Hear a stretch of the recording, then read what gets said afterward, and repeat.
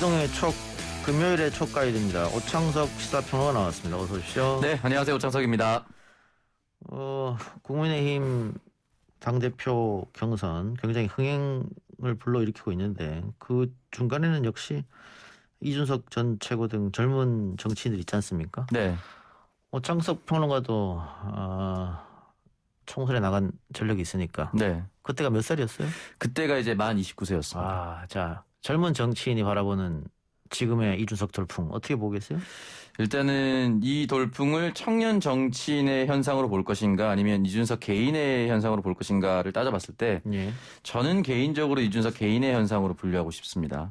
왜냐하면 청년 정치인이 버티기 위해서는 도전하고 재도전할 수 있는 경제적 기반이라든지 사회적 기반이 필요한데 예. 많은 청년들이 그것들을 준비하지 못한 채로 정치판에 뛰어들 가능성이 높습니다. 예. 그렇기 때문에 이 부분에 있어서는 어느 정도 인지도와 경제력이 뒷받침되어야 긴 호흡으로 정치를 할 수가 있는데 이준석 전 최고 같은 경우는 경제력이 뒷받침되는 방송 활동을 꾸준히 했었고 그 첫 등장부터 하버드대라는 소위 말하는 오버스펙으로 등장을 화려하게 했기 때문에 그 인지도로 인해서 2011년부터 지금의 2021년까지 10년간 이 험난한 정치판에서 버틸 수 있었다. 그리고 사회 현장에서 이제 쇄신을 바라는 목소리가 큰데 예. 다른 당대표 후보군들이 5선과 4선 그러니까 그나물의 그 밥이라는 평가를 계속 받고 있는데 예. 그에 비해서 그래도 참신한 후보로 분류되고 있기 때문에 저는 개인 역량이 가장 크게 작용하고 있는 현상이라고 생각합니다. 예, 뭐 초반에는 개인 역량이 많이 작용했겠습니다만 지금 미풍이 태풍으로 변한 것은 아마 국민의힘 지지자들 혹은 일반 유권자들도 기존 정당의 기존 인물로는 안 된다. 방금 오창석 씨 말처럼 변화와 혁신이 필요한 거 아니냐. 이런 생각 한 게 맞아떨어진 것 같습니다. 네. 오늘 그러면 이동의 총 그 얘기를 해보죠. 네, 일단은 처음에 김은혜, 김웅 의원 같은 신진 세력도 컷오프를 통과할 것이다라고 많은 사람들이 예상을 했는데 예. 김웅 의원과 김은혜 의원, 현역 의원님에도 불구하고 예비경선에서 탈락했습니다. 예. 이건 어떻게 좀 봐야 될까요? 원래 본선 룰은 70대 30이잖아요. 당원 70, 일반 여론조사 30. 네. 이걸 컷오프 때는 50대 50으로 변경시켰습니다. 네. 이거는 젊은 층의 이야기를 들어준 거죠. 네. 일반 국민 여론을 더 많이 집어넣어라. 그리고 컷오프가 4명이었는데 5명을 늘렸잖아요. 네. 그거는 중진 의원들의 이야기를 들어준 거죠. 그러다 보니까 아마 중진 의원들이 한 3대 2 정도로 더 많이 들어갈 거다. 그런 예상이 있었는데 지금 4대 1 됐잖아요. 네. 그 김웅 의원이나 김은혜 의원의 갈표가 아마 이준석 전 최고로 쏟아지지 않았을까. 몰표 현상이 일어나지 않았을까. 그런 생각이 듭니다. 네. 그리고 나경원 전 원내대표와 주호영 전 원내대표가 선전할 것이고 그래도 예비 경선을 했을 때 이준석 전 최고가 1등할 거라는 예상은 아무도 하지 못했습니다만 예.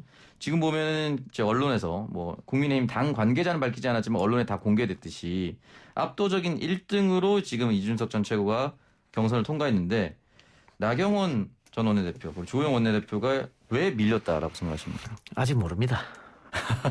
이게 지금 바람이 세게 불어서 그런데 네. 뭐 선거판에 명언이 있잖아요. 조직은 바람을 이길 수 없다. 그러니까 이전 최고는 조직이 없고 나머지 중진 의원들은 조직이 있음에도 불구하고 이런 결과가 나온 것은 바람이 세게 불어서 그렇다. 거기다가 이게 50대 50으로 컷오프할 때는 표본을 구할 수밖에 없잖아요. 네. 그래서 1000명을 했다고. 1000명을 표본을 구했는데 이 1000명 이게 근데 지금 국민의힘 당원 숫자가 몇십만 명 되잖아요. 네. 20만 명을 아마 훌쩍 넘는 걸로 알고 있는데 그거를 1000명으로 축소하다 보니까 제대로 표집이 안 되죠. 제대로 될 수 있을까요? 몇십만 명을 1000명으로 하니까. 네. 예를 들면 지금 영남 당원 숫자가 50%를 넘거든요. 네. 전체 책임당원 또 권리당원 다 포함했을 때 일반 당원까지 50%가 넘는데 이번에 이 1000표에서는 25%만 배정됐단 말이에요. 영남이. 그러니까 제대로 대표가 안 된 거죠. 네. 그런 걸 봤을 때는 본선에 가면은 우리가 충분히 역정할 수 있다고 중진들은 여길 거예요. 게다가 오창석 씨 말처럼 이전 최고가 이렇게 큰 표차로 1등을 할 줄 몰랐거든요. 네. 오늘부터 위기감을 느끼고 중진들은 대책 회의를 하지 않을까요? 나머지 본선 통과한 4명 후보들이. 그럼요. 아니 뭐 우리가 4명 모여보자 이러진 않겠지만 네. 나름 이신점심으로 대책 회의를 하면서 뭐 합종 연행도 한번 생각해 볼 테고 네. 이전 최고가 정말 보수 정당의 당 대표가 되면 지금까지 보수 정당이 해왔던 레토릭이나 이런 게 다 무너지거든요. 네. 그럼 기존의 기득권을 갖고 있던 중진 의원들은 그 기득권을 다 내려놓아야 돼요. 그거는 견딜 수 없겠죠. 그분들 입장에서는. 그러다 보면 뭔가 대책을 이제 심각하다고 느끼고 네. 더더욱 조직을 더 다진다든가 뭐 이런 작업이 아마 있을 겁니다. 그래서 예단하기는 어렵다. 뭐 오늘 컷오프 결과로 봤을 때는 뭐 본선도 이준석이 무난하게 이길 것처럼 보입니다만 예단할 수는 없다. 아까 제가 말씀드린 것처럼. 그리고 토론이 남았지 않습니까? 네. 토론이 남았는데 토론에서 과연 어떤 일이 벌어질 것인가. 물론 토론 전에 이미 누구를 찍을지 결정을 하고 들어가긴 합니다. 뭐 보통 지지자들이 그렇게 마음을 먹죠. 보통 그렇게 생각하는데 이준석 최고가 지금까지 다른 당 사람들 그리고 나랑 정치적이나 신념이 다른 사람들하고 늘 토론했잖아요. 네. 같은 당 사람들하고 해본 기억이 잘 없을 거 아니에요. 그렇죠. 거의 없었죠. 거기다가 지금 같은 경우에는 대부분 중진 또 나보다 훨씬 나이 많은 사람들입니다. 그런 사람들하고 토론했을 때 지금까지 이전 최고의 토론 방식 태도를 여기에 그대로 적용시킬 것이냐. 그렇게 됐을 때는 아까 제가 말한 그 고연령층의 영남 당원들이 네. 어떻게 반응할 것이냐. 그러니까 이전 최고의 토론 태도가 논리적으로 일단 압도하고 그리고 또 어떻게 조롱도 하고 상대 감정을 좀 잘 그렇죠. 긁어내죠. 비유도 그런 식으로 하고. 네. 근데 그렇게 하는 게 다른 편이랑 싸웠을 때는 박수를 보내죠. 우리 편일 때는 좀 속 시원한 면이 있겠지만. 네. 그런데 네. 지금 같은 편이랑 붙잖아요. 네. 그러면은 대바라지게 느껴질 수도 있어요. 근데 그런 면을 아마 이전 최고의 측근들이 같이 하는 분들이 계실 테니까 네. 어떻게 충원을 할 것인지 그런 것도 한번 재밌게 눈여겨볼 만한 거죠. 네. 그러면 일단은 앞으로 이제 당원이 본선은 결국은 70%로 늘어날 텐데 지금의 예비 경선 결과와는 조금 많이 다르게 나올 수도 있다라고 생각하시는 거죠? 저는 그렇게 봅니다. 그래서 이제 아까 뭐 제가 방금 얘기한 토론 태도가 중요한데 예를 들면 탐욕스러운 선배들 뭐 이런 표현 썼었잖아요. 네. 그 탐욕스러운 선배들이란 표현을 만일 토론장에서 직접 했을 때 사람을 상대 앞에 두고 과연 어떻게 유권자들이 생각할까. 뭐 이런 부분이 분명히 있어요. 예. 그런 표현을 써서 선배들을 제압하는 감정은 뭐 진행자께서도 잘 아시죠? 뭐 저도 그런 식으로 토론하니까 잘 아는데 그러니까 지금 20, 30대 네. 이준석을 지지하는 사람들은 대놓고 선배들한테 탐욕스러운 선배들이라고 말하면 이준석이 시원하다 하겠죠. 네. 그러나 나를 지지하지 않는 계층의 사람들이 과연 그걸 보고도 그래 변화와 쇄신을 하려면 저런 사람이 해야지라고 생각할까. 그러니까 지금 국민의힘 지지자들은 민주당으로는 안 되기 때문에 정권 교체를 해야 된다고 생각하는 사람들이잖아요. 네. 그러면 민주당이 바뀌고 우리가 대안이 돼야 된다고 생각하는데 네. 국민의힘이 과연 그 대안 정당이 되느냐에 좀 회의가 있단 말이에요. 근데 거기서 경륜도 없다고 지금 비판받는 이준석이 이렇게 대바라진 모습을 보였을 때 당대표로 시원하게 투표할 수 있느냐 이런 게 있기 때문에 아직 모른다 더. 좀 더 두고 봐야 된다. 예. 아마 그런 부분을 잘 준비하고 나온다면은 뭐 실점을 별로 안 하겠지만. 그렇죠. 예, 뭐 김웅 의원 같은 경우는 홍준표 전 대표랑 설전을 할 때 결국 마지막에 선배한테 보기 배운 게 그런 것이다라고 마지막 멘트를 하면서 사실 조금 더 비난을 많이 받았거든요. 예. 그런 부분이 아마 이준석 전 최고한테 나온다면은 역풍이 불 것이다라고 근데 말씀하셨고. 모르겠어요. 뭐 오창석 평론가도 선거에 나가봤으니까 알겠지만 그 전문 용어로 네. 뽕을 맞는다고 하잖아요.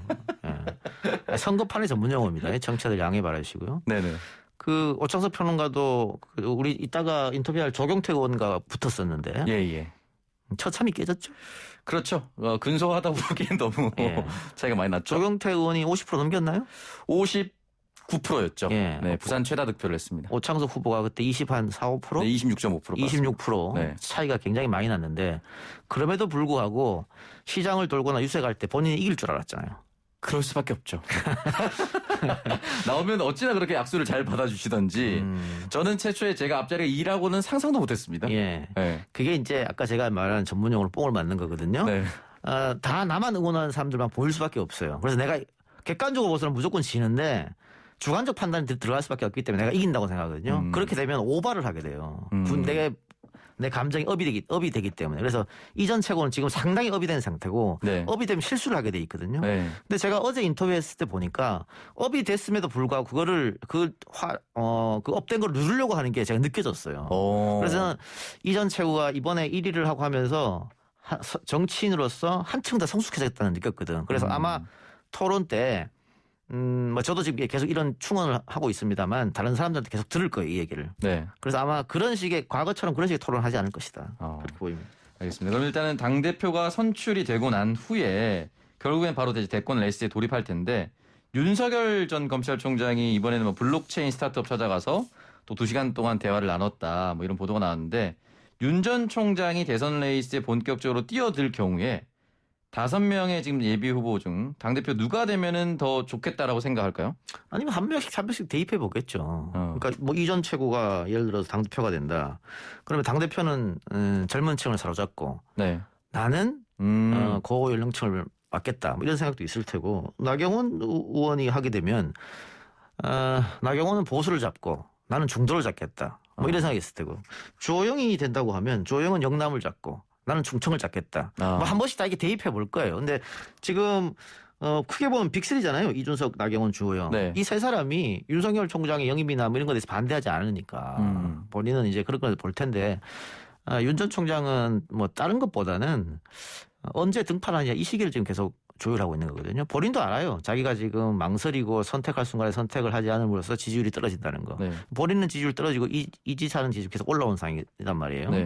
그래서 언제 등판할 것인가. 근데 문제는 일찍 등판하면 일찍 두드려 맞거든요. 그렇죠. 소위 아무래도. 검증이라는 게 있죠. 네. 이번에 민주당 송영길 대표가 뭐 파일을 우리가 하나하나 준비하고 있다는 네, 얘기 차곡차곡 쌓아 나가고 있다라고 얘기했죠. 그것도 검증의 다른 말이잖아요. 네. 그러니까 윤석열 전 총장 입장으로서는 대권에 나오려면 검증은 어쩔 수 없는데 최대한 늦게 받겠다. 혹은 최대한 적게 받겠다.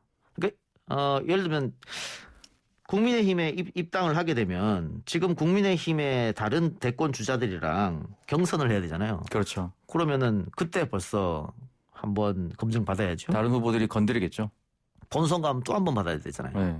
2번 받아야 되잖아요. 네. 그걸 한 번으로 줄인다든가. 아하. 최대한 그러고 싶을 거예요. 그러다 네. 보니까 국민의힘을 입당하는 것도 만일 윤 전 총장이 6월이나 7월에 등판한다 하더라도 네. 입당하는 것은 쉽지 않아요. 그러니까 밖에서 계속 있다가 마지막에 이번에 오세훈 안철수처럼 그런 식의 단일화. 그렇게 단일화하면은 당내 검증은 한 번 안 거쳐도 되거든요. 마지막에 원샷 단일화를 노릴 수 있다. 그렇죠. 네. 그런 생각이 있을 겁니다. 그래서 언제 등판하느냐 그리고 입당은 글쎄요 쉽지 않을 것 같이 보여집니다. 네.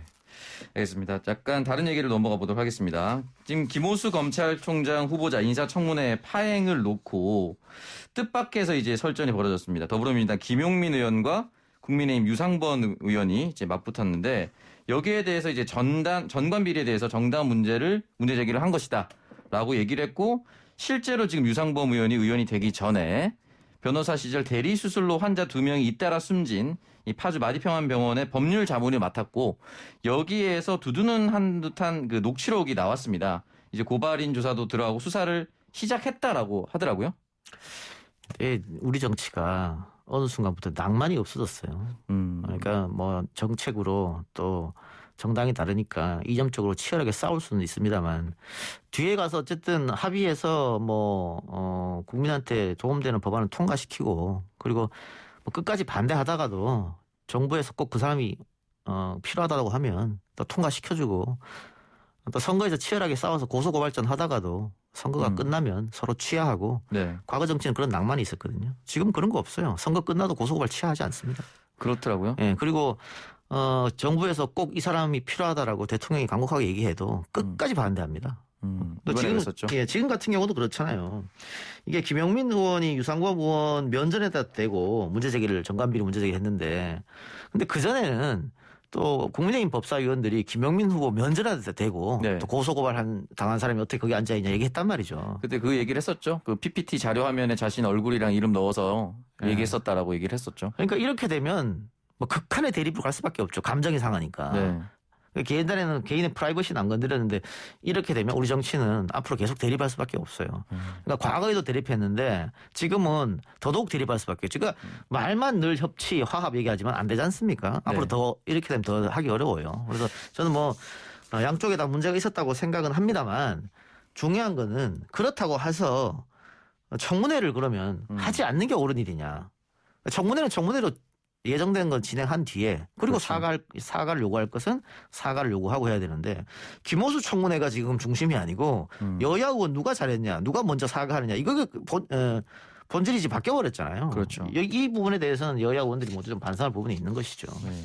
근데 어쨌든 지금 대통령 같은 경우는 청무보고서 재송부를 요청했습니다. 시한이 다음 주 월요일 31일까지인데 인사청문 보고서를 끝까지 받아들이지 않고 거부하고 대통령은 임명을 그대로 강행하는 상황으로 갈까요? 그렇게 되죠. 그렇게 될 수밖에 없는 상황이 네. 돼버린 거죠. 지금은 김호수 아니면 정부에서 컨택할 수 있는 검찰총장 후보자가 없습니다. 게다가 지금 공석이 상당히 길어지고 있잖아요. 네. 그렇기 때문에 대통령으로서는 강행할 수밖에 없는 그런 상황입니다. 네. 그리고 검찰 얘기 조금 더 이어나가면은 이제 이용구 법무차관이 이제 사의를 표명을 했습니다. 일단은 택시 기사 폭행 의혹 사건이 있었는데 택시 기사는 처벌 원치 않았고 무혐의 처분이 났었는데 이게 특가법, 특정범죄 가중처벌법 때문에 이제 시민단체 고발해서 다시 이제 기소가 된 상황인데 이 사의를 표명한 이유, 지금 와서 사의 표명한 이유를 어떻게 해석하면 될까요? 뭐 경찰이 알고 있었다. 유력 인사라는 걸. 그렇게 되면은 봐주기 논란이 되는 거죠. 그러니까 어떻게 보면 일종의 해프닝 같은 거잖아요. 네. 뭐 창석 씨나 나나 누구나 다 겪을 수 있는 그런 건데 그래서 경찰도 두 사람이 합의했으면 뭐 사건 처리할 필요도 없는 입건할 필요도 없는 거죠. 그렇죠. 기사가 처벌을 원하지 않았으니까요. 네. 그런데 이게 고위공직자 후보란 말이에요. 또 고위공직자 출신이란 말이에요. 그래서 이제 문제가 된 거예요. 근데 고위공직자 출신이어도 경찰이 누구지 몰랐다 하면은 아까 제가 얘기한 것처럼 누구나 그런 일을 겪을 수 있기 때문에 해프닝으로 넘어가는 건데 경찰이 알았다는 거잖아요. 알았으면 이거는 의도적 봐주기다. 이거는 그러면 우리가 지금 청년들이 한 주장하는 공정사회에 어긋나는 거 아니에요? 네. 그러니까 그걸 이제 견딜 수가 없었던 거죠. 그래서 당정 처음 부담이 되겠죠. 만약 이런 일이 있었을 때 먼저 자진 사퇴해서 모를까. 지금 한참 지나서 이렇게 하는 것은 6개월이 지났죠. 타이밍은 좋은 타이밍은 아니라고 봐야죠. 네. 알겠습니다. 마지막 얘기 잠깐 넘어가 보도록 하겠습니다. 조국 전 장관이 이제 자서전 출간을 했습니다. 조국의 시간이라고 했는데 일단은 이 출간 소식이 알려지자마자 진중권 전 동양대 교수부터 해서 국민의힘에서 잇따라 비판 메시지를 남겼는데 이 비판 메시지가 굉장히 좀 강도 높아요. 김웅 의원 같은 경우는 그러다 밤에 오줌 싼다라는 격한 표현을 좀 보고 좀 놀랐어. 왜 이런 표현이 나왔나 했는데 결국에 이제 촛불의 시간이 끝나지 않았다. 뭐 불장난하면 오줌 싸다. 뭐 이 맥락으로 쓴 것 같긴 합니다.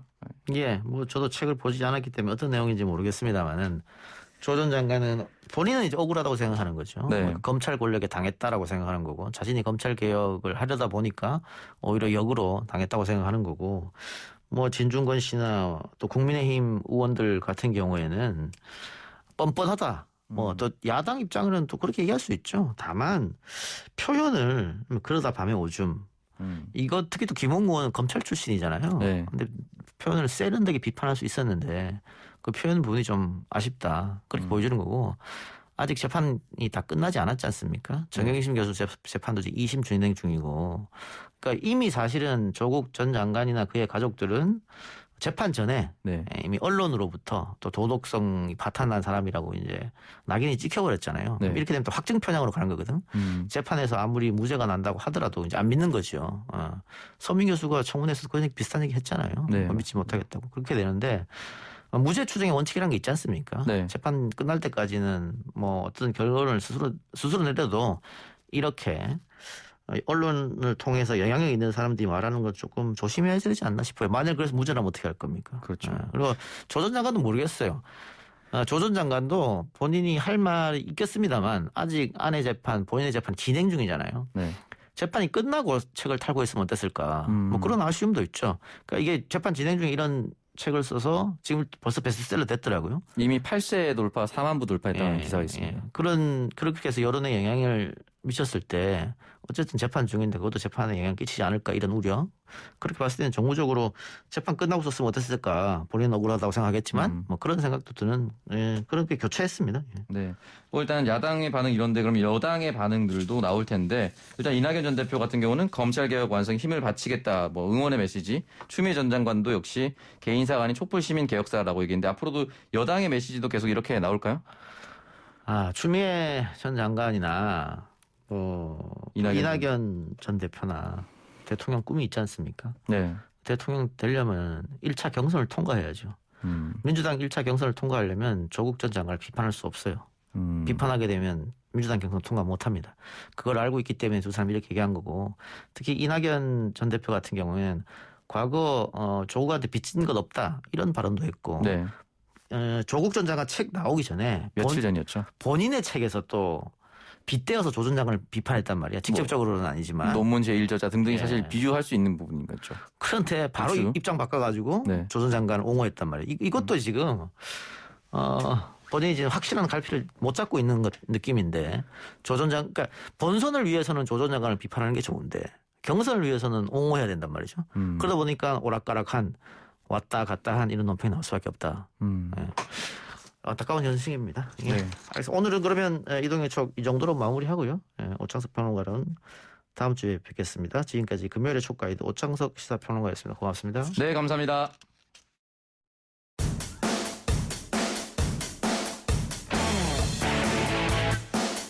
퇴근길에 만나는 오늘 하루의 뉴스. 이동형의 뉴스 정면 승부.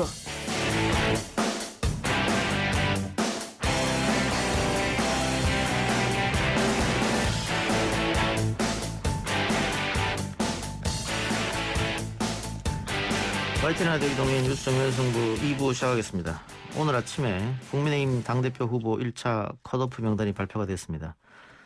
중진이 무려 4분이나 올라갔는데요. 본선에 진출한 부산 5선의 조경태 의원 전화 연결합니다. 의원님 나와 계십니까? 네, 안녕하세요. 조경태 후보입니다. 네, 우선 본선 진출한 거 축하드리고요. 네, 아유, 감사합니다. 예. 우리, 임 기자님께서 기도해 주신 덕분입니다. 근데 이준석 바람이 좀 센 것 같아요. 어떻게 보세요?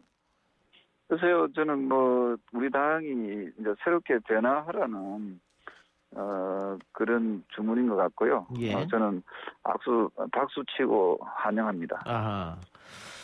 근데 지금 50대 50 컷오프 통과 룰이 그랬었는데 1000명 표본을 잡았지 않습니까?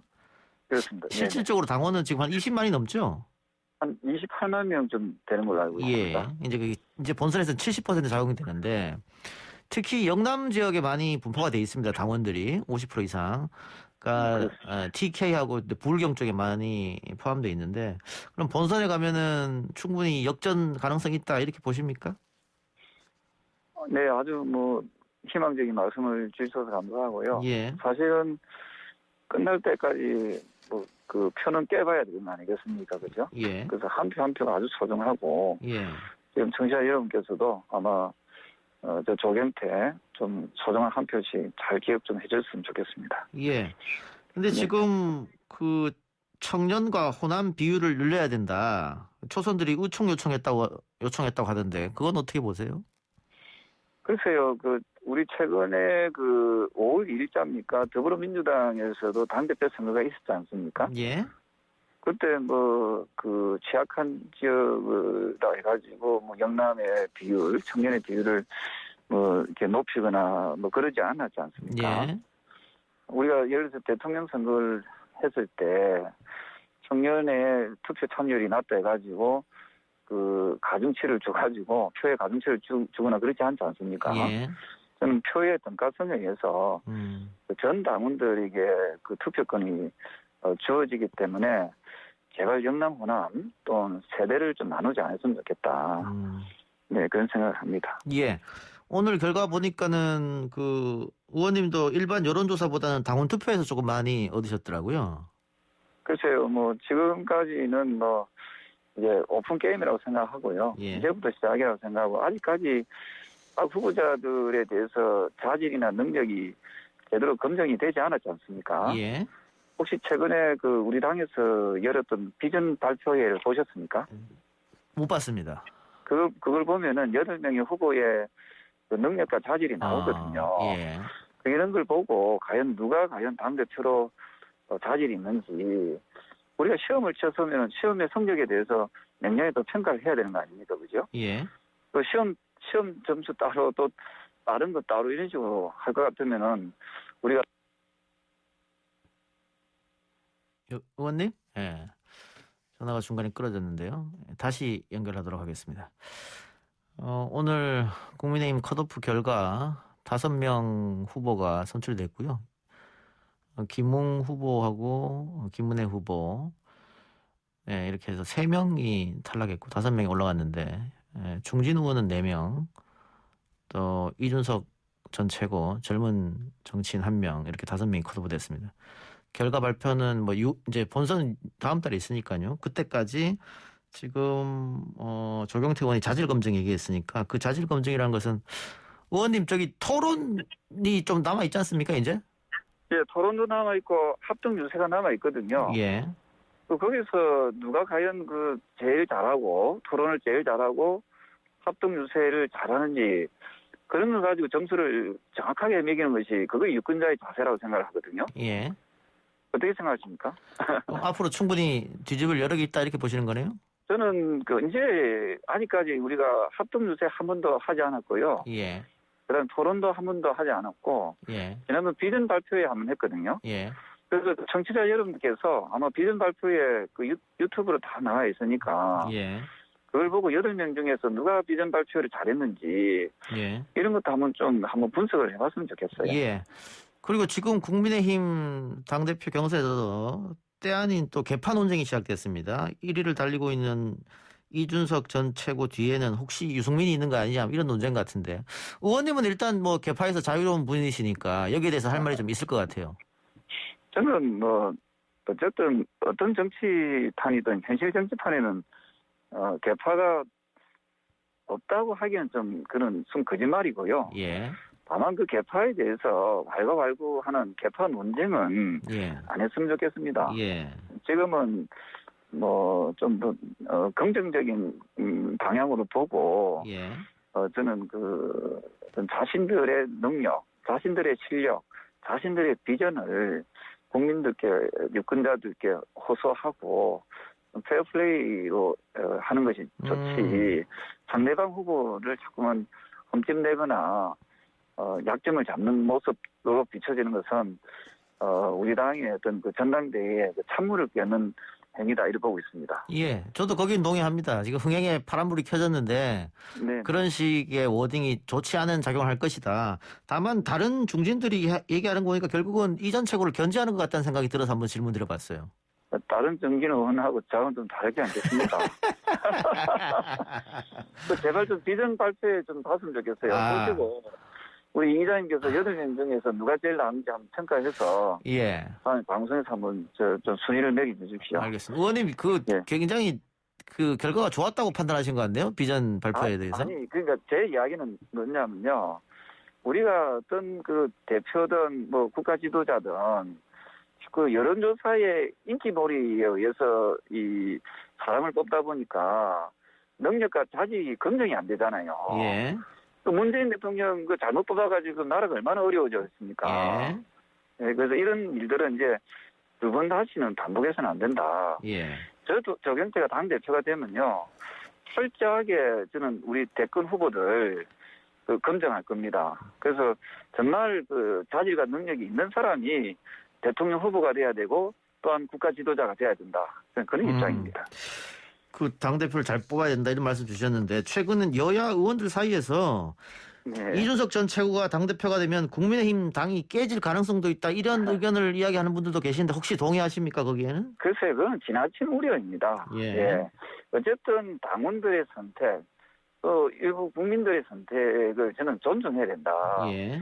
민주적 절차에 의해서 뽑힌 당대표라면은 그게 나이가 많든 나이가 어리든 선수가 높든 선수가 작든 그게 무슨 관계 있습니까?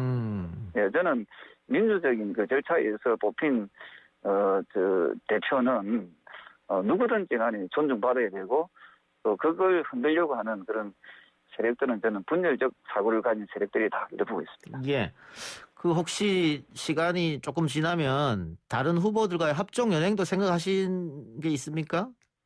글쎄요, 다른 분들은 이제 합종 연행을 주장한다는 분들이 계실 수도 있는데요. 예. 그럴 것 같으면 애시당초 출마를 하지 않았어야지요. 예. 자신이 없으면 왜 출마를 합니까, 그죠? 예. 그래서 저는 당당하게 우리가 100m 달리기를 한다고 치면은 1등으로 달리는 선수도 있을 거고 또 2등, 3등 또 꼴찌를 달리는 선수도 있을 수 있는 거 아니겠습니까? 예. 대신에 최선을 다해서 반칙하지 말고 정말 자기의 실력을 정정당당히 발휘하는 그것이 유권자에 대한 도리다 이렇게 생각합니다. 알겠습니다. 청취자 질문이 있어서 하나 여쭙고 갈게요. 박 전 대통령 사면 이야기하고 계신데 당대표가 되면 대통령께 직접 요청할 생각은 있으신지요라는 질문 왔습니다. 저는 당대표가 되면요. 예. 저는 즉각적으로 박근혜 대통령 석방에 대해서 예. 저는 최선을 다해서 노력을 할 예정입니다. 이명박 그리고 전 왜냐면요. 예. 지금 국민 통합과 또 우리가 관용의 정치를 펼쳐 나가야 되지 않겠습니까? 예. 과거에 전두환 전 대통령이 사형 선고를 받았고 노태우 전 대통령이 무기징역을 받았었습니다. 예. 기억나시죠? 예. 그때 한 1년 정도 복역을 했었거든요. 예. 그때 당시에 김영삼 대통령, 김대중 대통령 두 대통령이 국민 통합적인 차원에서 관용을 베푼 거 아닙니까? 예. 저는 두 번 다시는 박근혜 대통령과 같은 불행한 대통령이 나와서는 안 된다고 생각합니다. 예. 그러기 위해서는 저는 이제 우리 정치도 관용의 정치, 통합의 정치를 말로만 할 것이 아니라 실천에 옮겨야 된다고 보고 있고요. 저 조경태가 앞장서도록 하겠습니다. 이전 대통령은 포함되지 않는 겁니까? 또 그렇게 하게 되면 또 자연스럽게 또 그분에 대해서도 논의가 될 수 있겠지요. 예. 어쨌든 박근혜 대통령은 지금 4년 정도 복역을 하고 있기 때문에 예. 이 부분에 대해서는 여러 가지 국민 통합적인 차원에서 지금 말씀 주신 이전 대통령도 포함시키느냐 마느냐 그 부분도 청와대에서 또 논의를 해야 되겠죠. 예. 네. 후보가 되면은 당 대표가 되면은 하나 더 질문 드릴게요. 윤석열 전 총장과 국민의당과의 통합 문제는 어떻게 하실 작정이십니까? 글쎄 저는 우리 당이 스스로 토양이 좋아지고 정말 정권 창출할 수 있는 수권 정당으로서의 자세가 갖추게 된다면은 예. 들어오지 말아 해도 들어올 거 아닙니까, 그죠? 우리가 괜히 어떤 특정 후보에 질질질 끌려가는 모습, 그런 모습들은 가히 국민들한테도 썩 좋은 모습이 아닐 거라고 생각을 합니다. 예. 좀 더 우리 당이 수권 정당으로서의 모습, 대한정당으로서의 모습을 좀 갖출 때 토양이 좋아진다면은 저는 어떤 후보든지 다 들어올 거라고 보고 있고요. 특히 우리 당에 들어오고 싶어 하는 분들 있지 않습니까? 예. 홍준표 전 대표라든지 이런 분들은 저는 제가 대표가 되면 예. 즉각적으로 저는 복당을 시킬 예정입니다. 그러면 당의 체질 개선 그리고 자강이 우선이다 이 말씀이네요? 그렇습니다. 우리 당을 좀 더 개혁하고 우리 국민들께 혁신하고 쇄신하는 모습을 보여야 되고요. 가장 훌륭한 쇄신은 가장 투명한 공천을 하는 데 있다 이렇게 보거든요. 예. 저는 역사상 가장 깨끗하고 공정한 그런 공천을 할 것입니다. 예, 알겠습니다. 자, 월요일에 TV 토론이 예정돼 있고 또 주말에 합동 연설회가 시작되네요. 네네. 일요일 날 광주, 전남, 전북, 제주 이 4개 시도의 합동 유세가 강제해서 있습니다. 예. 네. 그때 의원님이 갖고 계신 자질을 많이 어필하시고요. 감사합니다. 예. 우리 라디오에서 인터뷰가 성사를 했으니까 의원님께서 당대표가 되어야 하는 이유를 청취자분들께 호소 한마디 하시고 인터뷰 마치겠습니다.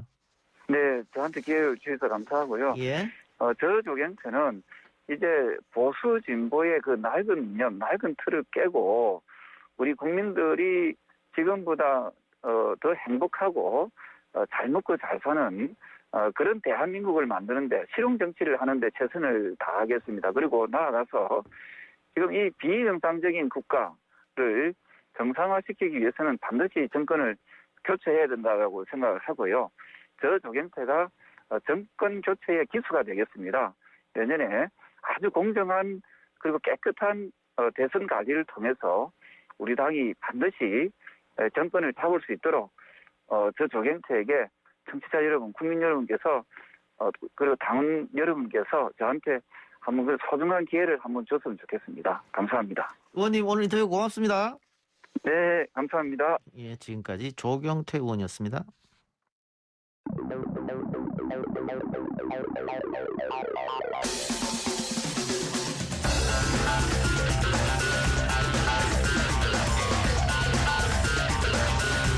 YTN 라디오 이동의 뉴스 명성부 3부 시작합니다. 기분 좋은 금요일 퇴근길에 만나는 사이언스 한 주간의 과학 이슈 전달해드립니다. 퇴근길 과학 감성 과학 커뮤니케이터 궤도 나왔습니다. 어서 오십시오. 예, 안녕하세요. 과학커뮤니케이터 궤도입니다. 지난주 암호화폐 첫 번째 시간을 가졌는데 암호화폐 개념과 블록체인 원리에 대해서 아주 쉽게 설명해 주셔서 예. 알아봤고요. 오늘 이분 어떤 내용입니까?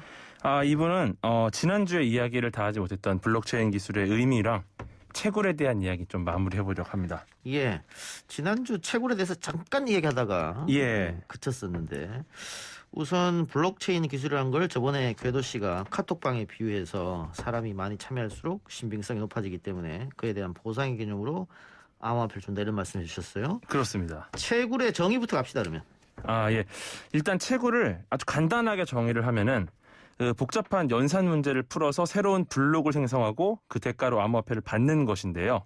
예. 여기에 이제 채굴용 소프트웨어랑 하드웨어가 필요합니다. 예. 예, 그래서 새로운 블록을 생성한다는 거 이게 사실 굉장히 많은 계산이 필요하거든요. 예. 예, 그래서 새로운 블록을 생성하는데 필요한 수치가 있는데 이거를 컴퓨터의 계산 능력을 활용해서 누구보다 빨리 찾아내야 되는 아하. 거고 새로운 블록을 생성한 사람만 그 보상을 가져갑니다. 예. 네, 그래서 이게 쉽게 말하면 퀴즈쇼 같은 건데 아하.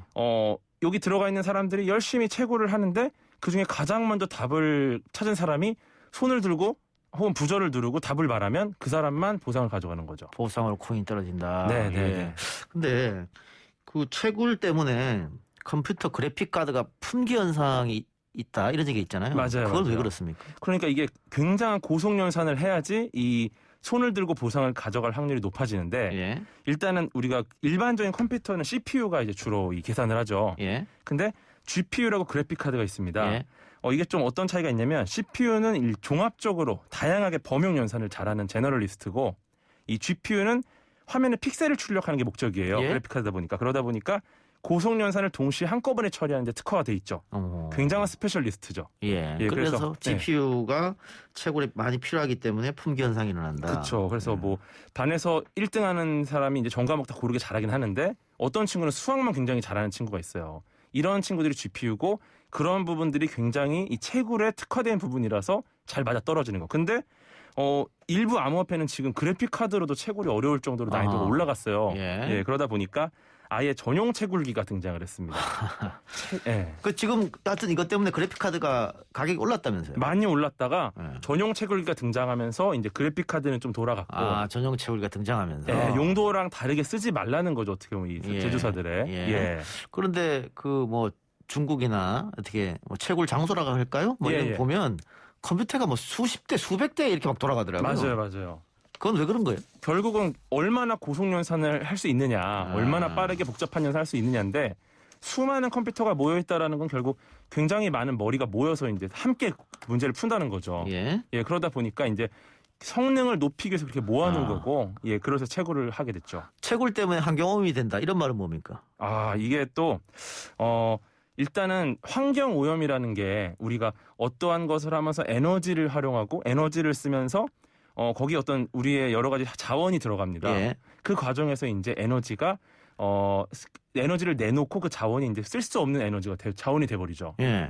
근데 결국 이 무언가를 만들어내서 이 계속 고속 연산을 하다 보면 이 장비에 고장이 날 거고 또 만드는 동안에 또 뭐 전기도 많이 쓸 테고. 전기도 많이 예. 쓰고, 전기가 들어갈 일단 에너지가 쓰고, 이 장비에도 이제 굉장히 많은 에너지 들어가고, 이 모든 과정이 결국 에너지를 많이 쓰는 과정이기 때문에, 결국 환경 오염에 좀 영향을 줄 수도 있다는 얘기가 있죠. 근데 일론 머스크가 환경오염 이야기한 것은 정말 환경오염을 생각해서 그랬는가 그런 생각 들기도 하고. 맞아요. 근데 사실은 일론 머스크가 처음에 그 비트코인으로 무언가를 할 수 있게 만들겠다 시스템을 한 이유가 이게 되게 친환경적인 느낌이라는 얘기를 했었거든요.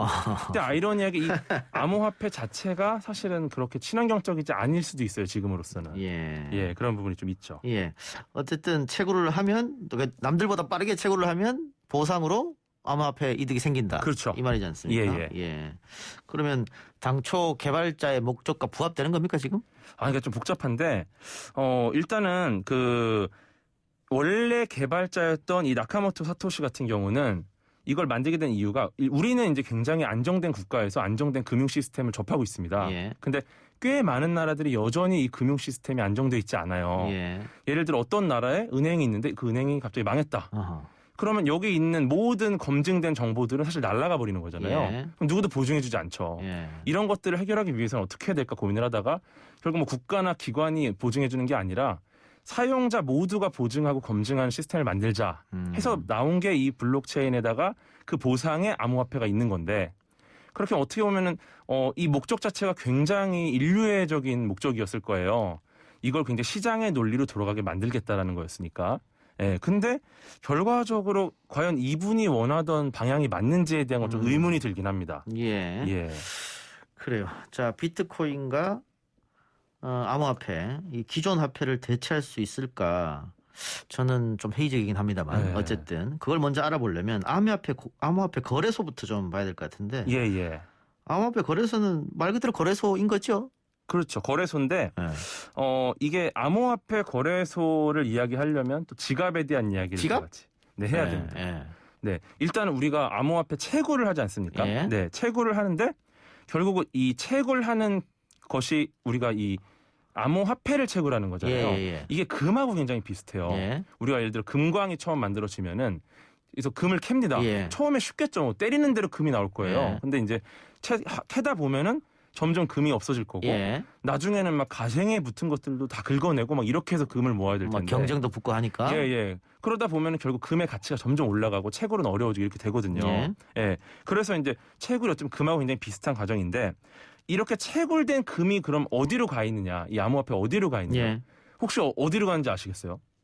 어디로 갈까요? 예. 컴퓨터 있지 않을까요? 그러니까 이 채굴이라는 네. 것 자체가 뭐냐면 아까 굉장히 복잡한 연산을 푼다 그랬잖아요.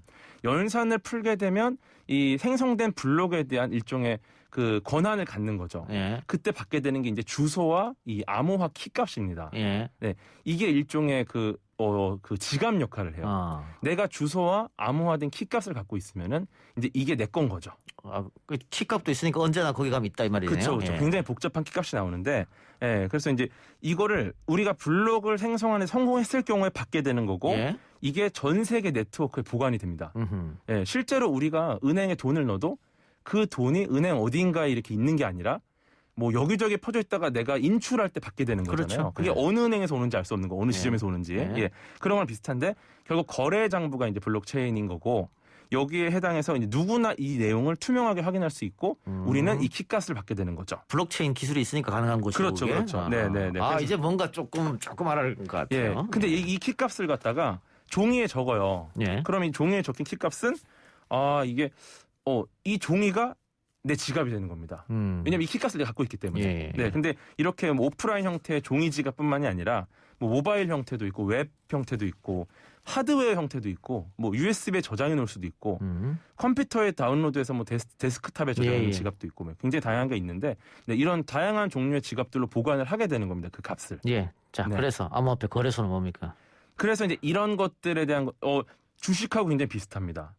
내가 갖고 있는 게 있는데 이거를 이제 거래소 쪽에 보내고 거기서 어떤 거래가 이루어지고 다시 내가 이걸 가져올 때는 또 거래소를 통해서 가져오는 거죠. 이걸 모아서 중개 역할을 해준다고 생각하시면 될 것 같아요. 근데 이게 중개 역할을 하는 거래소가 우후죽순으로 생기면서 문제가 터지는 곳이 많아요. 그렇죠. 그러니까 환전을 요구했는데 해주지 않는다거나 아니면 뭐 해킹 당해서 코인이 다 사라진다거나 그런데 아까 블록체인 기술 지난주에도 말씀해 주셨는데 그 기술이 있으면 해킹이 불가능한 거 아닌가요? 맞습니다. 근데 뭐 해킹 당했다는 얘기가 왜 나오는지 모르겠어요. 그러니까 이게 이 블록체인 기술 같은 경우는 왜 일단 이 위조 변조가 불가능하냐면 이 해시값이라는 게 있어요. 해당 블록 해시값. 해시값이라는 거는 뭐냐면 여러 가지 데이터를 하나로 좀 통일시켜 가지고 우리가 알 수 있게 만들어 주는 겁니다. 이게 일단 블록을 생성하는 그 블록체인 기술의 거의 핵심 기술인데 이 해당 블록의 해시값을 통해서 연결된 모든 블록 정보를 연쇄적으로 해커가 바꿔야 돼요. 이걸 다 바꿔주지 않으면은 얘네들이 검증을 통해서 알아내게 되고 근데 재밌는 건 이게 10분에 하나씩 블록이 생성돼요. 근데 이거를 그 시간보다 더 빠르게 굉장히 빠르게 위조를 해야 되는데 현존하는 최고속도 슈퍼컴도 이건 불가능한 거죠. 즉 이 말은 위조는 불가능하다라는 건 맞아요. 근데 지금 말씀하신 것처럼 왜 문제가 생기느냐. 이거는 이 암호화 키를 갖고 있잖아요. 여기서 문제가 생기는 겁니다. 이거에 대한 보관에 대한 문제 때문에. 예를 들어 내가 종이에 적어놨어요. 그리고 우리 집 금고에 넣어놨어. 예. 도둑이 들어서 그걸 가져가잖아요. 예. 그 사람 겁니다. 그렇죠. 예. 그렇죠. 예. 그리고 뭐 이거를 컴퓨터에 저장해 놓은 거를 들어와서 빼간다던가. 예. 이렇게 되면 사실 아니면 이것도 있어요. 암호화 키를 차단해서 거기다 암호를 걸어버려요. 랜섬웨어처럼. 그다음에 이거를 풀어주는 대가로 몸값을 요구하는 경우도 있고. 그러니까 암호화폐 거래소에 있는 그 키값을 예. 해킹하게 되면 알 수 있. 근데 이 부분은 조금 복잡하긴 해요. 그래요. 왜냐하면 거래소가 우리의 그 키값을 아마 암호화해서 갖고 있을 텐데 예. 이것은 굉장히 모듈화되어 있기 때문에 예를 들어 우리가 은행에서 인터넷 뱅킹을 해도 은행이 우리의 비밀번호를 다 알 수 없잖아요, 절대. 예. 왜냐하면 암호화돼서 갖고 있기 때문에. 그래서 거래소가 그걸 갖고 있으나 그거를 알 수는 없을 텐데 그 부분이 이제 개인의 부주의 문제냐, 거래소 시스템의 문제냐, 뭐 암호화의 문제냐 여러 가지 있을 텐데 복잡하지는 어쨌거나 문제가 생길 가능성이 여기서 있다는 거죠. 근데 그래서 이게 암호화폐 하시는 분들이 정부에게 예. 우리를 보호해달라 이런 요구도 있는데 정부가 어떻게 보호합니까? 제가 봤을 때 방법이 마땅치 않은 것 같은데. 뭐 아주 뭐 섬 같은 데를 하나 사가지고 예, 종이에 적힌 키값을 모아서 관리해야 되지 않을까라는 생각도 있는데 예. 어려운 일이죠. 그렇게 예. 쓰기에는 너무 많은 용처가 있으니까 재화에. 예. 예. 근데 그 김치 프리미엄이라고 있다면서요. 그러니까 외국에서 거래된 암호화폐보다 한국에서 거래된 암호화폐가 10% 정도 비싸다. 그건 또 왜 그렇습니까? 그럴 수도 있을 것 같긴 한데 이 부분은 사실 제가 잘 모르겠습니다. 네. 거래를 제가 해보진 않아서. 예, 기술적 부분은 알고 계시군요. 예, 우리 고슴도치님께서 유튜브로 예. 어렵다, 그냥 주식 할래요 하는데, 예, 이 암호화폐 투자는 웬만하면은 안 하시는 게 저는 좋다고 봐요. 왜냐하면 이게 변동값이 너무 커서 뭐 일종의 도박 사행성 이렇게 또 흘러갈 수 있기 때문에. 그렇지. 근데 저는 이제 생각하는 게. 일단은 이거를 실물 화폐랑 가치 교환을 한다는 그 개념 때문에 지금 문제가 생기는 거죠. 그렇죠. 바로 그거죠. 예. 그래서 저는 이런 새로운 기술이 나왔으면 체제나 국가나 시스템이 바뀔 수 있는 기회입니다. 예. 이거에 대한 이해가 필요한 건데 우리 마리 퀴리라는 과학자가 있어요. 굉장히 훌륭한 여성 과학자신데 이분이 이런 말씀하셨어요. 세상에 두려워해야 할 것은 아무것도 없다. 예. 오직 우리가 이해해야 할 대상만 있을 뿐이다. 이 말은 뭐냐면 이 암호화폐라는 거, 블록체인이라는 거 이런 것들이 두려워할 게 아니라 우리가 이걸 이해하고 나면 이것을 우리가 활용할 수 있다라는 거죠. 예. 그래서 지금은 그 이해보다는 이게 뭐 미래로 가는 대체 화폐다라고 얘기하면서 현존 화폐를 더 많이 가지기 위해서 지금 투자를 하는 거죠. 네. 그래서 이제 아이러니하게 생기는 건데. 그 부분이 문제인 겁니다. 예. 알겠습니다. 그래서 다른 나라들은 이미 지금 이 암호화폐나 블록체인에 대한 교육을 많이 시작을 했고요. MIT 뭐 경영대학원 같은 경우도 블록체인 교육 과정을 제공을 하고 있어요. 왜냐하면 이 기술을 이해해야 우리가 나아갈 수가 있기 때문에. 윤석열 전 총장도 이번에 뭐 블록체인 기술 공부했다고 하대요. 많이 해야 됩니다. 2-3시간 공부한 것 같던데 이번에 가서. 그래서 짧게라도 공부할 수 있게 저희가 소재를 던져드리는 역할이라고 제가 생각을 하거든요. 네, 알겠습니다. 다음 주 암호화폐 3편은 다음 주는 어떤 얘기입니까? 다음 주는 이제 우리가 지금 투자냐 투기냐에 대한 이야기를 많이 하고 있잖아요. 과연 실제로 뇌에서 이게 투자냐 투기냐에 대해서 어떻게 벌어지는지 이걸 구분할 수 있는지 이런 이야기를 좀 해보고 우리가 그럼 어떤 형태로 나아가야 하나 현재 상황과 우리의 이 대책들 이런 것들 좀 과학적인 기반으로 이야기를 해보려고 합니다. 알겠습니다. 다음 주 재밌겠네요. 다음 주도 역시 재밌을 겁니다. 우리 지난주에 암호화폐 관련해서 저희랑 인터뷰했던 우리 고란 기자 암호화폐 전문가 이번에 상당한 손해를 봤거든요. 그래요? 그러니까 전문가도 손해보는 시장이니까 함부로 뛰어들면 남들 다 한다고 하면 손해볼 수 있으니까 조금 신중하게 투자를 해보시기 바라고 다음 주에 그 얘기 한번 해봅시다. 네. 오늘 말씀 고맙습니다. 퇴근길 과학갬성 과학 커뮤니케이터 궤도와 함께했습니다. 고맙습니다. 감사합니다.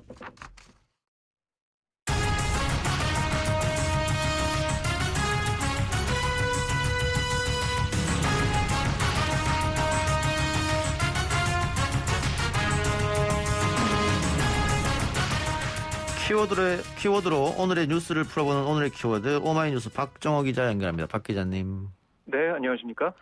어제부터 65세에서 74세 일반 시민 등을 대상으로 코로나19 아스트라제네카 백신 신규 1차 접종이 시작됐는데 뭐 60만 명이 훌쩍 넘는 분들이 접종했다고요? 네, 그렇습니다. 우선은 어제 보면은 사전 예약자 중에 98% 이상이 접종에 참여를 했어요. 98%? 아우. 네. 그러니까 예약하신 분들은 거의 다 오신 거고, 그러니까 노쇼로 인한 잔여 백신이 거의 발생하지 않은 그런 상황이 됐고, 어제 60만 명 이상 되는 사람들이 접종을 했고요. 또 오늘 오후 5시 기준으로 보니까 1차 접종자가 51만 3천 명 늘었습니다. 아, 오늘 더 많이 맞는 것 같네요, 그러면? 네, 아마 집계가 다 되면은 더 늘어날 가능성도 있고요. 그래서 누적 이 접종자, 1차 접종자가 520만 4천 명이 됐어요. 예. 이걸 전체 인구에 좀 비교를 해보면은 10.1%가 백신을 맞은 겁니다. 아니, 이런 속도면 한 달이면 1,000만 명 이상씩 맞는다는 거잖아요. 그렇습니다. 예. 그래서 이 정부가 목표로 한 다음 달까지 1,300만 명 접종, 이거는 가능하겠다라는 얘기를 전문가들 좀 많이 하고 있고요.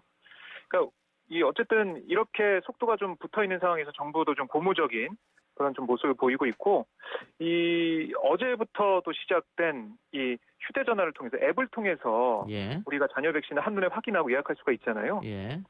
네이버, 카카오 플랫폼을 통해서 할 수가 있는데, 물론 어제 시스템 오류나 이런 것도 좀 있었고 초반이라 다음 달 9일에 정식 오픈하는 거거든요. 예. 시범 서비스라서 좀 불편한 부분이 있지만 어쨌든 내가 찾아볼 수 있고 예약을 또 5기관에 예약할 수 있고 알림을 받을 수가 있는 상황이니까 또 좀 이용을 많이 하시는 것 같고요. 이게 이 앱을 통해서뿐만이 아니라 그 의료기관에 전화해서도 예약하신 분도 있고, 제가 들어보니까 직접 그 의료기관 찾아가신 분이 있어요. 예. 집 앞에 있는 병원에 가서 아니면 의원에 가서 물어보는 거죠, 그냥. 예. 남은 거 있냐? 예, 예. 그래서 제가 아는 분은 이렇게 물어보고 없다고 해서 왔는데 전화가 나중에 와서 맞았다. 이런 분도 있고, 그러니까 정말 많은 이 관심을 가지고 백신이 남아 있나 눈에 좀 불을 켜고 찾아보는 상황입니다. 그러니까 젊은 층 사이에서는 잔여 백신을 누가 먼저 만드냐 이 경쟁까지 붙었는데 네. 어떻게 박 기자는 예약했습니까? 아니요, 저는 아직 안 했습니다.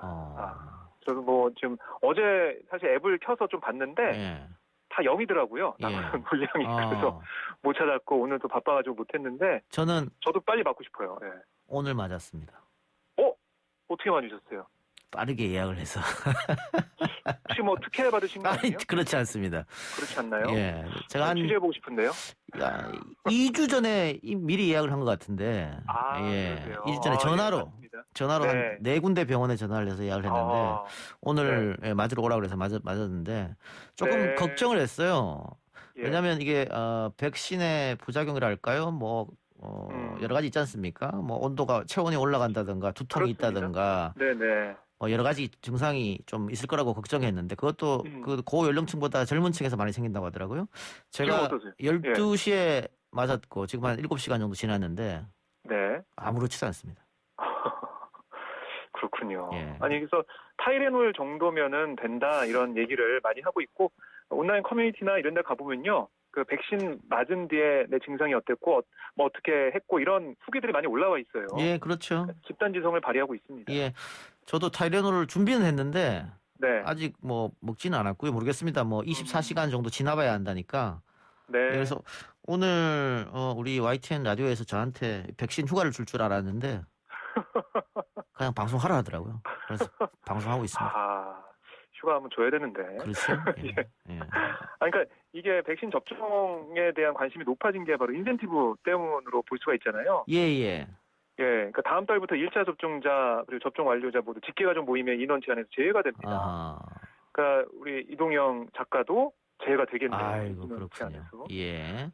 그리고 7월부터는 그 일반 회사 다니는 분들도 이틀 정도 백신 휴가도 준다고 하니까 좀 이용해 오시면 좋을 것 같고요. 저희 회사도 접종한 그날 휴가를 주고요. 혹시 몸이 또 안 좋으면 다음 날까지 휴가를 준다고 하더라고요. 예. 그래서 어쨌든 빨리 많은 국민들이 접종을 해서 정부가 원하는 11월 집단 면역이 달성되기를 기원하겠습니다. 당정청이 세종시 공무원 아파트 특별 공급 제도를 폐지하기로 했네요. 네, 관세청사나 이 관세평가분류원이 특별 공급을 노리고 이 세종시 청사 신축을 감행했다, 이런 의혹을 불거진 다음에 보니까 유사 사례가 속출을 했습니다. 그런 가운데 나온 조치인데 특히 야3당이 관련 국정조사까지 요구를 했어요. 정의당, 국민의힘, 국민의당 세 당이 손을 잡고 요구를 했는데 이런 여러 가지 상황을 보면서 민주당이 계획이 없던, 당초 논의 안건에 없던 특공 문제를 당정청 안건으로 올리면서 신속한 대응에 나선 모습입니다. 당정청은 이전 기관 특공 제도가 세종시 정주 여건 개선 등으로 당초의 취지를 상당 부분 달성했고 지금 상황에서 제도를 유지하는 게 국민들이 보기에 과도한 특혜다. 이런 인식을 함께 했다는 거고요. 관평원 직원 등의 아파트 시세차익 환수 여부에 대해서는 법률에 의거해야 된다. 이런 얘기를 하고 있고 조사 결과가 나오면 가능한 것은 당연히 환수할 거다. 얘기를 하고 있는데요. 예. 관평원은 제가 볼 때는 시세차익 환수나 이런 것들이 좀 가능해 보이는 부분이 있는데 다른 기관은 좀 어떻게 할 것이냐. 이런 또 검토가 필요해 보이는 상황입니다. 야당 입장은 어떻습니까?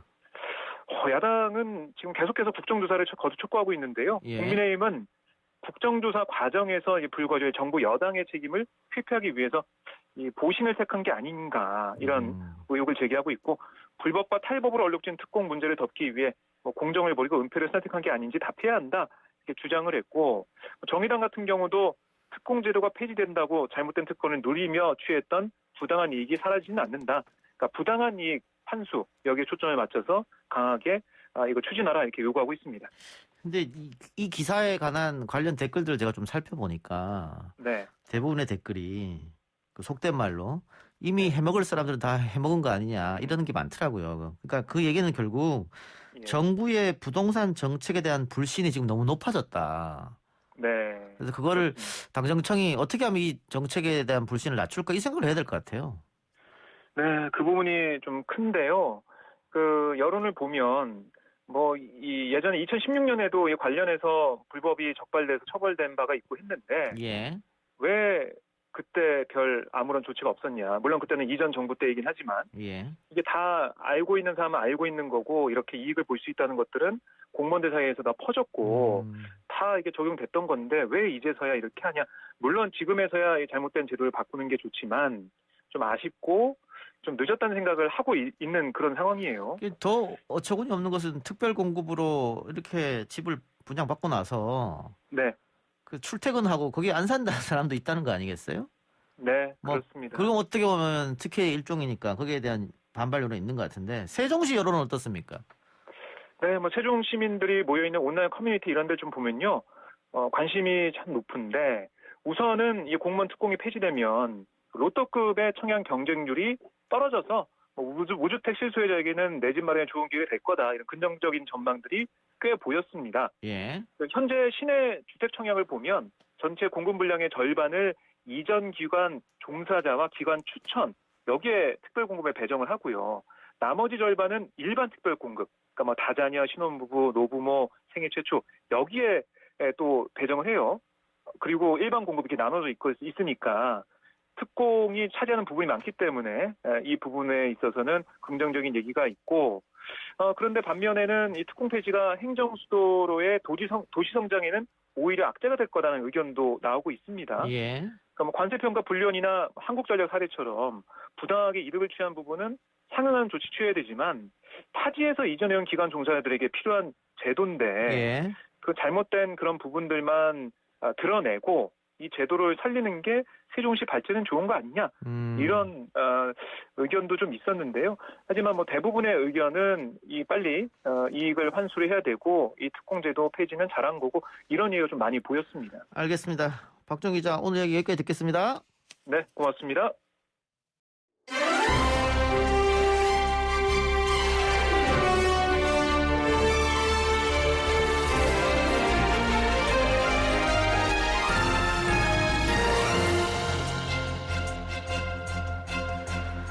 이동의 뉴스 정면 승부 4부 시작합니다. 금요일 밤 유쾌한 세 사람의 세상 특별한 말잔치 꼬리에 꼬리를 무는 금요일 밤 토론 오늘도 역시 김영민 시사평론가 그리고 박지희 아나운서 나왔습니다. 어서 오십시오. 네, 안녕하세요. 네, 안녕하세요. 박지입니다.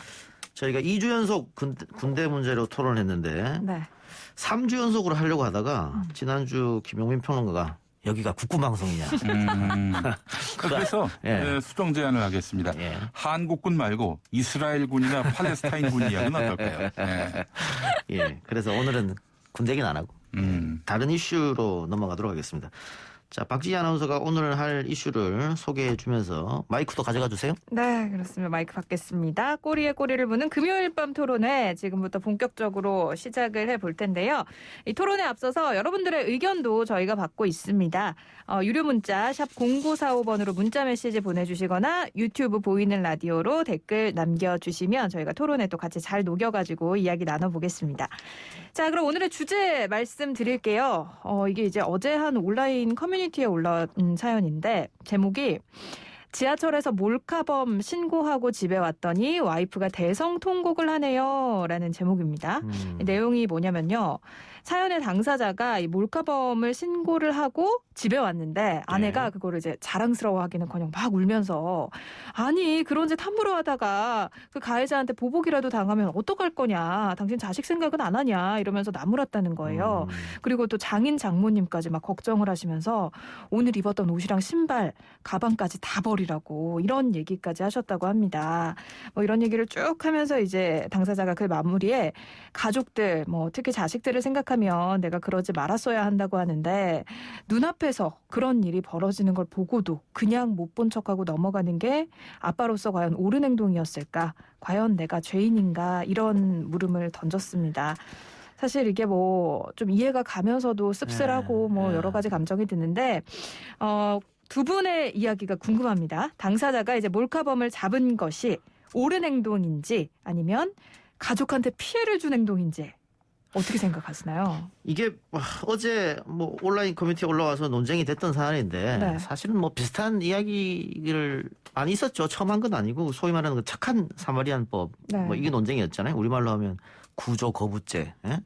구조를 할 수 있는 상황 그리고 구조를 해도 나한테 불이익이 없는 상황에서 구조를 하지 않으면 처벌하겠다. 뭐 아직 뭐 우리나라는 도입은 되지 않았습니다만 네. 그 논란의 연장선이 아닌가 싶어요. 싶은데 박지희 씨 이야기처럼 그 가족들이 이렇게 걱정하는 건 한편으로는 이해가 되죠. 괜히 나서서 뭐 이렇게 했다가 보복당하는 거 아니냐. 이런 일에 말려 들어가서 우리가 손해보는 거 아니냐. 네. 왜 뭐 폭행당하는 사람 도와줬다가 쌍방폭행으로 처벌됐다 이런 얘기도 있고 하니까 혹은 뭐 술 취한 사람들 이렇게 구조하려고 그랬다가 뭐 쌍방폭행범 혹은 뭐 성추행범으로 몰렸다 이런 얘기도 가끔 나오고 하니까 이해는 합니다만 그런데 이거를 범죄가 저질러지는 걸 보면서도 그냥 모른 척 해버린다면 과연 그러면 우리 사회가 또 제대로 돌아갈 수 있을까? 신고자를 보호하는 법이 없지 않습니다. 예. 범죄 신고는 이 수사 단서로 활용돼 가지고 범죄의 수사와 진압에 기여하는 바가 또 적지 않고요. 예. 보호법이 있는데 특정 범죄 신고자 등 보호법이 있어요. 여기 13조를 보면은 신변 안전 조치에 관해서는 검사 또는 경찰서장이 범죄 신고자 등이 보복을 당할 우려가 있는 경우에는 일정 기간 동안 해당 검찰청, 경찰서 속 공무원으로 하여금 신변 안전을 위해서 필요한 조치를 하게 하거나 대상자의 주거지 또는 현재 사는 곳을 관할하는 경찰서장에게 신변 안전 조치를 할 수 있도록 요청할 수 있다. 이런 내용인데요. 그 법은 법이고요. 그러니까요. 그 현실적으로 그게 이루어지느냐고 하는 거죠. 그만큼 가족은 공권력이 신고자를 보호하지 못한다. 그럼요. 불신이죠. 판단하고 있는 거 아닙니까? 그렇죠. 예. 예, 그리고 이제 법이- 가해자에 대한 처벌도 이제 너무 가볍다라는 이야기도 같이 나오고 있거든요. 예. 법이 나를 지켜줄 수 없다라는 그 우려, 이게 시민들의 보편적인 걱정임을 치안 관계자들은 알아야 할 것 같아요. 예. 네. 그렇습니다. 그래서 사실 이 비슷한 일이 뭐 우리나라에만 있는 거는 아니에요. 이 미국에서 한 2달 전쯤에 길 가던 60대 아시아계 여성을 흑인이 마구 폭행하는 사건이 있었잖아요. 근데 그거를 이제 경비원들이 보고도 그냥 문을 닫고 아하. 들어가 버린 아하. 그런 상황.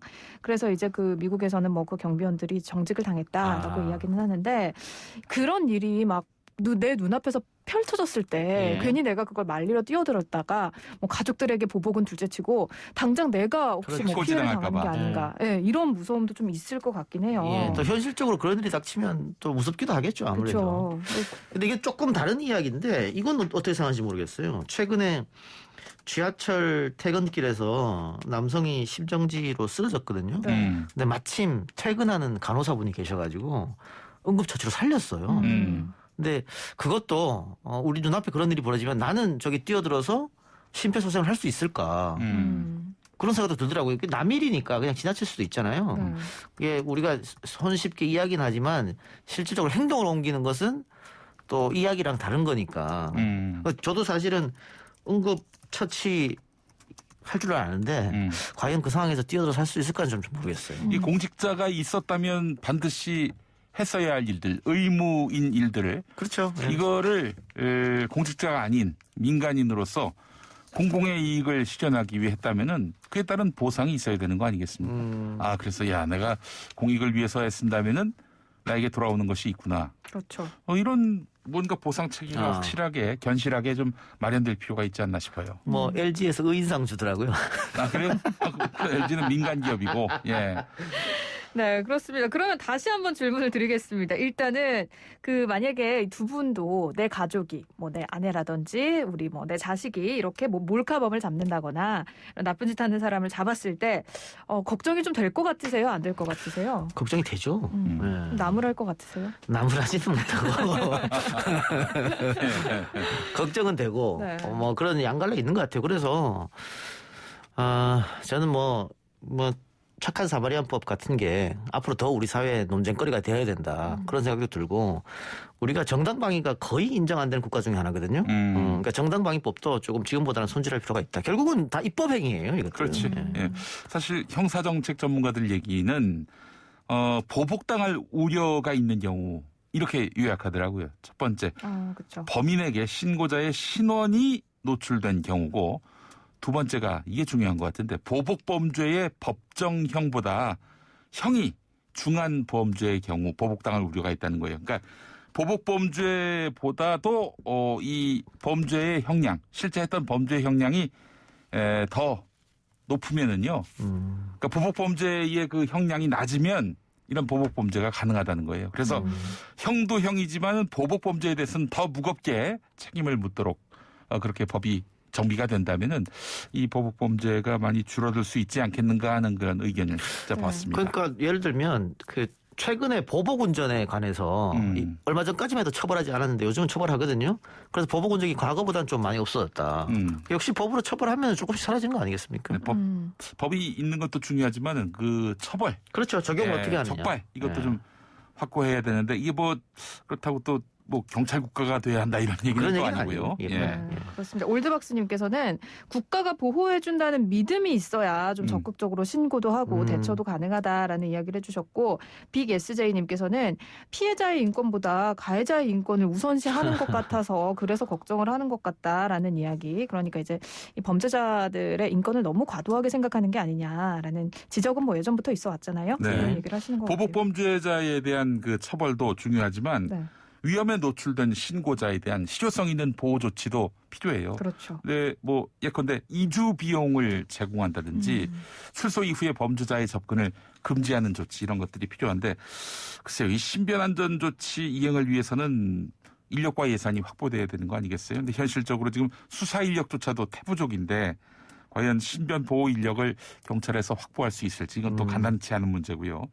또 형사재판 같은 경우 길게는 수년의 시간이 소요되는데 범죄 신고자에게 그 기간 동안 그 이후에 제3의 장소를 제공할 수 있을지. 그러니까 그 재판 과정도 그렇잖아요. 아니 수사 과정부터 참고인 조사 받아야죠. 목격자 조사 받아야 되지. 네. 법정에 가서 증언도 해야 되잖아요. 그러니까 4시간 다 털어서 해야 되는데 딱 귀찮다는 생각 들죠. 그게 귀찮아서 안 하는 사람들도 많아요. 그러니까. 그렇습니다. 그러면은 우리 이동영 작가님과 김용민 시사평론가님은 내 눈앞에서 이렇게 대놓고 찰칵찰칵 몰카를 찍고 있는 걸 발견을 했다면 거기서 바로 어떻게 제지를 하시겠어요? 어떻게 하겠어요? 전 그럴 것 같습니다. 어떻게 해요? 그럴 것 같아요. 네. 예. 제지를 하실 것 같아요? 예. 와, 그래야죠. 그러면 그 범죄를 두 눈 뜨고 그냥 봅니까? 그렇죠. 이 작가님은 아닌가 봐요. 참 모르겠네요. 자신이 없네요. 이동영 앵커는 이제 YTN 라디오 진행을 위해서 참으실 것 같습니다. 방송 시간에. 저는 몰래 숨어서 경찰에게 신고를 하고 지켜보겠습니다. 그것도 네. 좋은 방법이네요. 네. 네. 도망간다고 하면 제가 그 몰래 따라가가지고 네. 경찰에게 위치를 좀 알려주는 방법으로 네, 해보겠습니다. 사실 지금 뭐 그 4231님께서도 비슷한 의견을 주셨는데 군인 때 터미널에서 의식불명 환자 의식 찾게 도와준 적이 있었는데요. 이런 상황 생기면 무조건 도와야죠. 불이익이 생겨도 도와야죠. 라고 우리 김엄마와도 비슷한 의견을 주셨습니다. 훌륭하십니다. 그런 시민들이 훨씬 많으실 거예요. 그렇습니다. 근데 저는 비겁하게 빠져나가겠습니다. 방송을 위해서라고 하세요. 놀랍지 않습니다. 네. 근데 이제 이게 좀 아동학대 같은 것도 최근에 굉장히 가슴 아픈 사건이 많았잖아요. 근데 아동학대 신고에 있어서도 많은 분들이 신고를 망설이는 이유가 이 비슷한 이유라고 합니다. 신고자 정보가 누출되면 오히려 그것 때문에 본인이 불이익을 당할 수도 있다는 거예요. 그래서 이제 신고를 꺼리는 경우가 있다고 하는데 이런 경우에 어떻게 대책 같은 거는 없을까요? 근데 이제 아동학대는 의무 신고자들이 있습니다. 네. 그 소아과, 뭐 병원의 의사라든가 혹은 어린이집 교사 또 초등학교 선생님들 이런 분들 의무 신고하게 돼 있거든요. 그 정인양 사건도 우리 공익제보가 있었기 때문에 가능한 거 아니겠어요? 그러니까 신고하지 않으면 처벌받아요. 근데 그걸 다 알고 있기 때문에 요즘은 아동학대에 대해서 의무 신고자들이 신고를 참 잘합니다. 잘하는데 박 씨가 지금 지적해 준 부분은 의무 신고자가 아닌 경우에 그때 과연 신고할 수 있겠느냐. 뭐 남의 가정에 왜 끼어들어? 뭐 오지랖이야? 아니면 또 보복할 수도 있으니까. 근데 그것도 뭔가 친변 보호를 확실히 해주고 또 뭐 이거 가지고 인센티브는 좀 뭐 하긴 합니다만은 뭐 어떤 그런 절차가 좀 있어야 되지 않을까 싶어요. 네, 그렇습니다. 자, 그러면 저희 꼬꼬무 토론 다음 주제로 바로 이어가 보겠습니다. 요즘 일본이 도쿄올림픽 때문에 굉장히 시끌시끌합니다. 뭐 올림픽 취소, 재연기 이런 것들을 요구하는 목소리가 굉장히 커지고 있는데 우리나라하고는 또 독도를 두고도 논쟁이 일어나고 있습니다.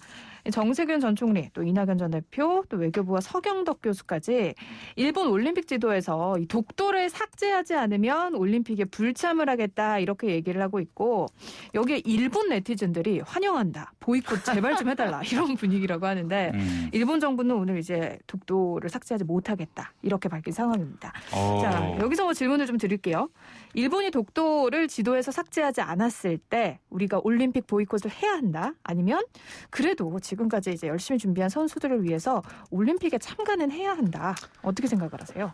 일단 지금 대권 주자들은 이렇게 얘기할 수 있죠. 이렇게 얘기하면 표 없거든요. 당연히 세게 말하면 특히 일본하고 관계에 있었을 때 그러니까 정치인의 워딩이었다고 보고요. 네. 지금 보이콧 해야 된다? 아니면 참가해야 된다. 이게 결정하기 전에 저는 정부가 외교적 노력으로 해결해야 된다고 봅니다. 이거 해결하지 못하면 무능력하다 소리 들을 수밖에 없어요. 왜냐하면 지난번 평창올림픽 때, 동계올림픽 때 우리도 한반도 기 옆에다가 독도를 새겨 넣었었는데 일본에서 강력히 항의했습니다. 그거 빼라고. 그래서 빼줬어요. 빼줬는데 이번에 똑같은 일이 일어났잖아요. 같은 올림픽에 또 독도 표기. 근데 지금 저기는 못 뺀다고 하지 않았습니까? 우리는 해줬는데 저기는 왜 못하느냐. 그러니까 2018년 평창 동계올림픽도 문재인 정부였고 이번 도쿄올림픽도 문재인 정부니까 이건 어쨌든 어떻게 외교적 능력을 발휘해야 되더라도 해결을 먼저 해야 된다. 그렇게 봐집니다. 일단 그것부터 좀 말씀드리고 싶어요.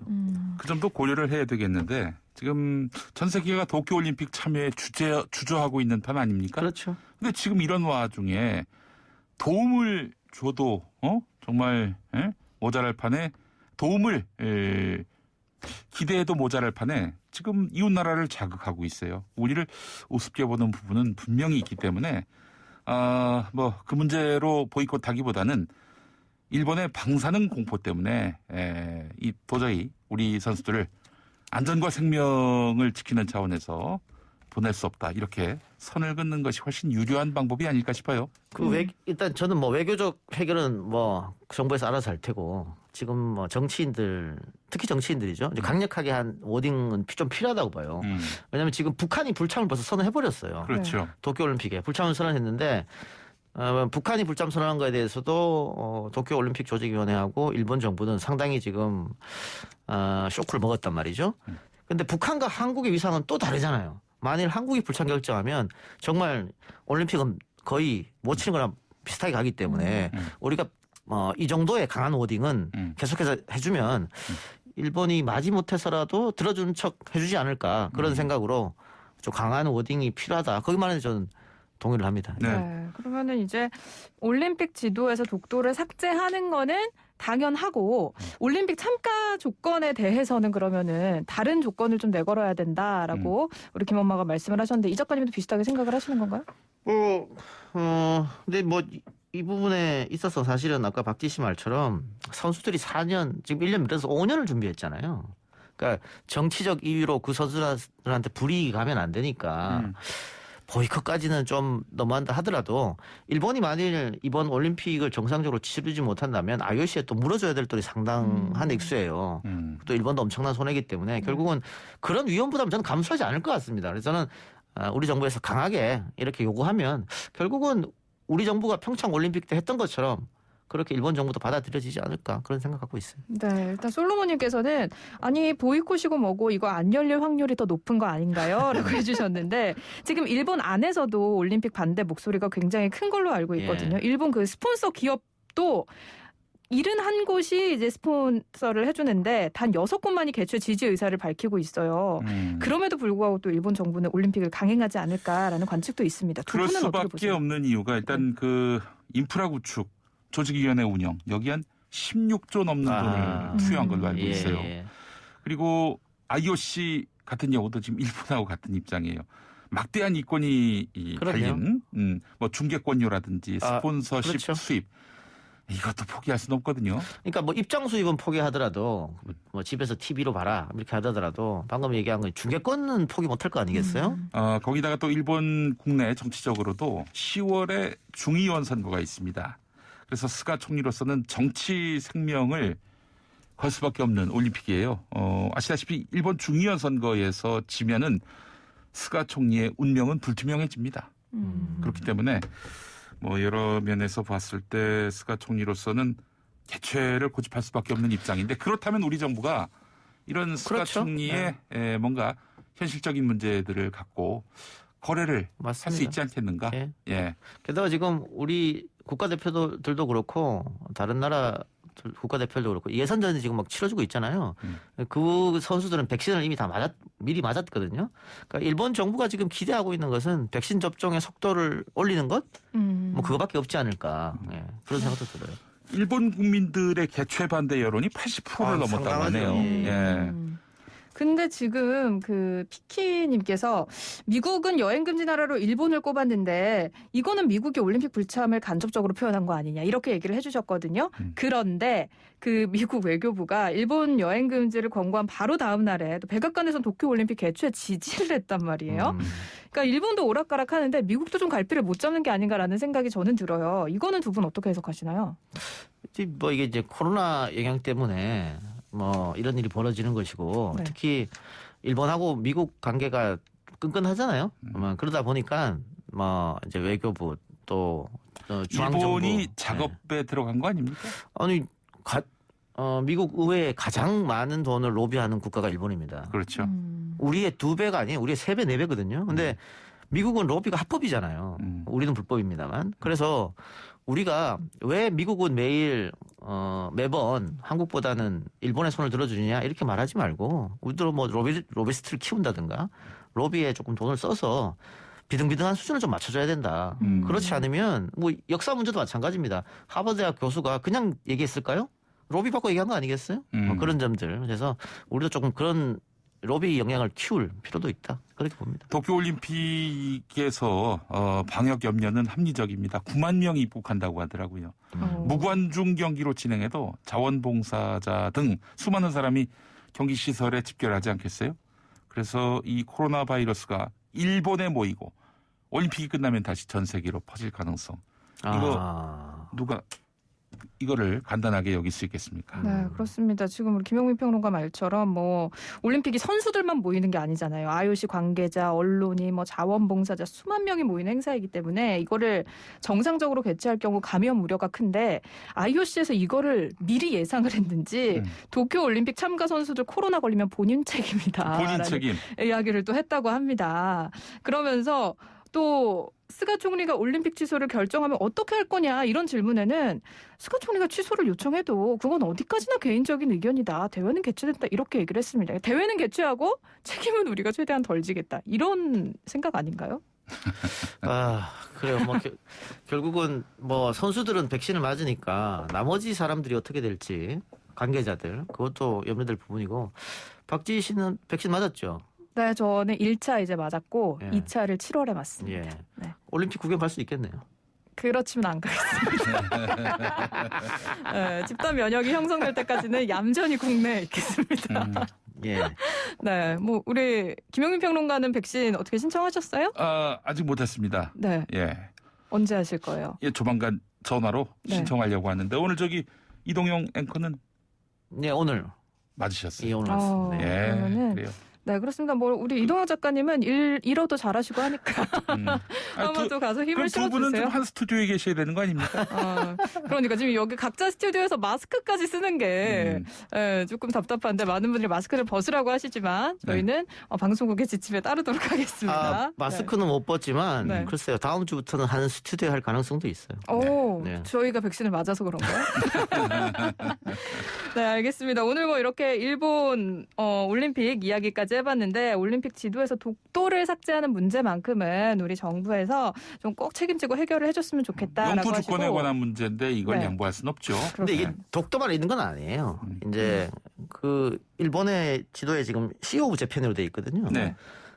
네, 당시 평창 올림픽 때 우리가 동해로 표기한 것 가지고도 일본을 항의했단 말이에요. 네네. 그럼 마찬가지 논리면 우리도 왜 그게 시 오브 재팬이냐 따져야겠죠. 그러니까 그렇죠. 독도와 이 영해 문제, 영해 명칭 문제 이 두 가지가 지금 논란이 됐고 논쟁이 붙었기 때문에 저는 외교부에서 어느 정도 노력을 취하느냐 이건 또 우리 국민들 자존심 문제 아니겠어요? 그렇습니다. 만일 평창 때 이런 일이 없었다면 모르겠는데 그때는 우리가 대승적 차원에서 양보를 했음에도 불구하고 일본이 뻔뻔스럽게 나온다는 것은 있을 수 없기 때문에 국민 감정을 잘 생각해서 외교부가 좀 철저한 노력을 기울였으면 바랍니다. 네, 페트루치아님께서 우리는 그럼 다음 올림픽 때 대마도도 그릴 거야.